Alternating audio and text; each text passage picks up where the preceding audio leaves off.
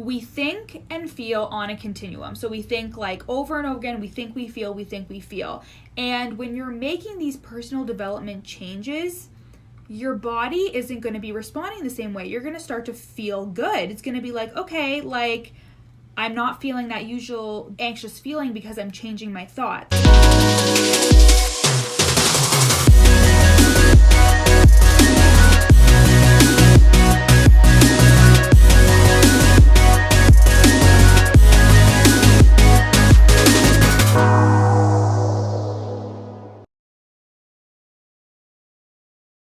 So I wanted to jump on and talk a little bit about one of my posts that I made. It's a graphic that is, do you think affirmations are a bunch of BS?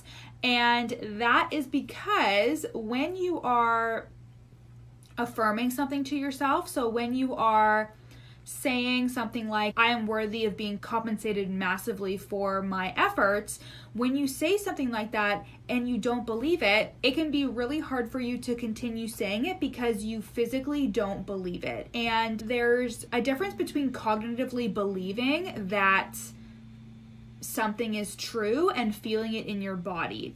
So our bodies work on a continuum in terms of our thoughts and our feelings. So we have a thought, it creates a feeling, etc., etc.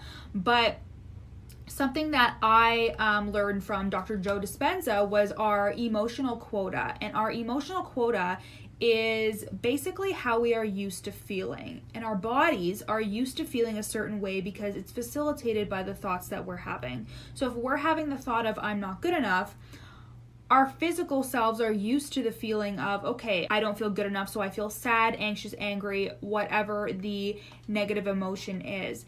And your body is used to that. Just like your thoughts, your body is programmed to respond and react in a certain way. And when you start the personal development process, like using affirmations, your body is going to be like, what's going on? We're so used to feeling anxious. We're so used to feeling fear or scarcity or whatever it is. We're so used to feeling that scarcity, anxious, sad feeling. So our brain tries to push us into those normal feelings again. So even if you're making the changes on a cognitive level of saying like, okay, I'm going to say, I am worthy of being compensated well for my services. If you don't truly believe that in your body, it's going to be very hard for you to actually believe that it's going to come true because you don't feel it. And when you don't feel it, this is why so many people say who are very conscious, logical thinkers, the more like masculine people, if you're one of those,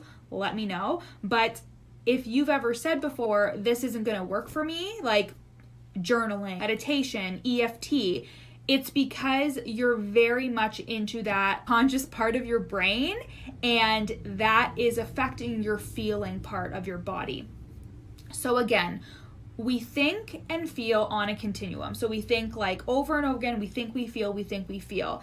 And when you're making these personal development changes, your body isn't going to be responding the same way. You're going to start to feel good. It's going to be like, okay, like I'm not feeling that usual anxious feeling because I'm changing my thoughts. But our body wants to react in the way that it's always been. It wants to take the path of least resistance. And therefore, it's going to push you into feeling anxious. It's going to have you start thinking about things that you hardly ever even thought about before because it wants you to feel the way that it's always felt. That is hitting your emotional quota. So like think of like a glass of water, and every time that you reach that anxious feeling, that scared feeling, whatever it is, you're reaching the top of the glass. But when you don't, when you're practicing your affirmations or you're working on yourself and your conscious thoughts, you aren't filling up your glass all the way, and your physical self is thinking this is abnormal, and you start to feel like something is off. So have you ever like had a really good day and then thought like, oh, the other shoe's gonna drop, like something's gonna happen? It's because you're not fulfilling your normal emotional quota.